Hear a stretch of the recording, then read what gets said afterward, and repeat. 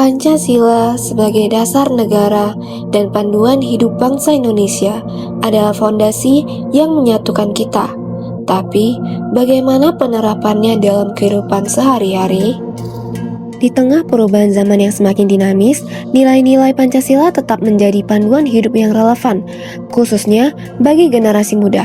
Lantas, bagaimana menjaga nilai-nilai Pancasila tetap relevan di era digital? Apa tantangannya dan bagaimana penerapannya di sekolah? Mari kita dengarkan pandangan guru yang membawa Pancasila ke dalam kehidupan sehari-hari. Hari ini saya ingin mewawancari Ibu mengenai nilai-nilai Pancasila dalam kehidupan sehari-hari. Kalau saya boleh tahu, dengan Ibu siapa? Ya, dengan saya atas nama Kesi Andrika. Saya Miss Dona Sawitra Buru Tarihoran. Pertanyaan yang pertama itu, mengapa Pancasila tetap relevan dan penting di era modern saat ini, terutama bagi generasi muda? Iya, karena nilai-nilai Pancasila itu sangat penting dikarenakan di dalam Pancasila kan ada 5 tuh dasar yang harus kita aplikasikan. Mungkin yang pertama tentang ketuhanan yang Maha Esa. Di sini kan kita berbeda-beda macam agama, ragam, suku, budaya. Nah, disitulah kita menghargai perbedaan tersebut. Dalam pandangan Ibu sendiri nih, apa tantangan terbesar dalam mengajarkan nilai-nilai Pancasila kepada anak-anak di zaman digital sekarang ini? Iya, tantangannya yang pasti dalam pertumbuhan perkembangan anak, khususnya kami ya di usia dini itu anak-anak memiliki perkembangan yang berbeda-beda ya, dan juga sosial dan juga lingkungan keluarga yang berbeda. Jadi waktu kita terapkan nilai Pancasila, tidak semua bisa menerima karena ada nilai-nilai yang mereka ditanamkan juga di keluarganya gitu.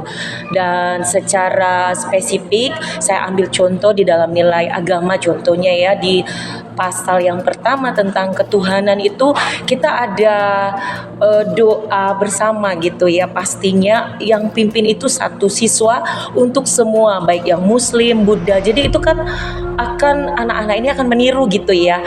Marilah kita berdoa gitu ya, preposition. Nah, pastinya kalau yang pimpin anak itu Nasrani atau Kristen, dia akan melipat tangan. Nah, yang Buddha otomatis anak-anak suka meniru apa yang dia lihat gitu. Kadang-kadang mereka juga struggle gitu. Kita udah bilang seperti ini Buddha, mereka jauh lebih yang contohnya untuk gaya belajar visual ya.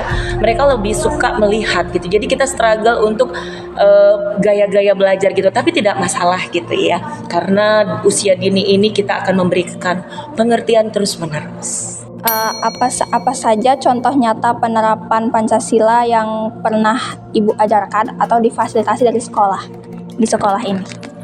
Oke, mungkin tentang pentingnya kita saling menghargai perbedaan. Kemudian kalau untuk mengenai fasilitas, mungkin kita ada UKS, banyak sekali ya fasilitas yang ada di sekolah ini.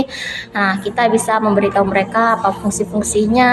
Kemudian kita bagaimana sih cara berteman dengan baik sesama lingkungan, hidup rukun, seperti itu. Dalam kegiatan sehari-hari di sekolah, bagaimana Pancasila diterapkan dalam interaksi guru, siswa, dan juga staf? Nilai-nilai Pancasila diterapkan, kita saling ramah ya, 5S itu pasti kita jalankan. Sapa, sopan, santun, salam, dan ya begitu ya. Itu kita jalankan dalam penyambutan, pemulangan, bahkan di sekolah. Jadi nilai-nilai Pancasila itu memang selalu kita jalankan. Dan begitu juga saat mengajar, kita memberi ruang untuk anak-anak itu mengajukan apa yang dia pikirkan gitu. Karena setiap pembelajaran itu tidak monoton guru yang menjelaskan harus seperti ini. Kita membuka ruang untuk anak-anak mengeluarkan apa yang menjadi gagasan pikirannya. Anak-anak ini diajarkan untuk berpikiran kritis, terbuka, dan juga semuanya itu kita terapkan gitu. Baik di lingkungan guru-guru juga, sebelum kami memutuskan sebuah keputusan, kami akan membuat rapat. Jadi semua kita peserta yang ada, baik guru-guru maupun siswa itu bebas mengeluarkan pendapatnya, dan kita akan ngambil yang terbanyak, yang terbaik, dan bisa diterima gitu semuanya. pesan Ibu kepada generasi muda tentang pentingnya menjadikan Pancasila sebagai panduan hidup mereka?